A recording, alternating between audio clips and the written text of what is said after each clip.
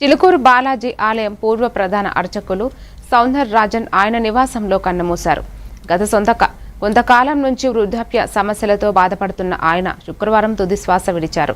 ఆయన వయసు 90 సంవత్సరాలు. దేవాలయాల స్వయం ప్రతిపత్తి కోసం, హుండీ లేని ఆధ్యాత్మిక పాలన కోసం ఆయన అలుపెరుగని పోరాటం చేశారు. ఆలయంలో హుండీ లేకుండా, వీఐపీ దర్శనాలు లేకుండా అందరికీ సమానంగా స్వామి దర్శనం కల్పించే సాంప్రదాయాన్ని కొనసాగించారు. కళ్ళు తెరిచి స్వామివారిని చూడండి, కళ్ళు మూసుకుని కాదు అనే ఆయన మాటలు భక్తులకు విశేషంగా గుర్తింపు పొందాయి. ఆయన కుమారుడు సిఎస్ రంగరాజన్తో కలిసి ఆలయ సాంప్రదాయాలను కాపాడటానికి, ఆలయ స్వతంత్రతను నిలబెట్టడానికి కృషి చేశారు.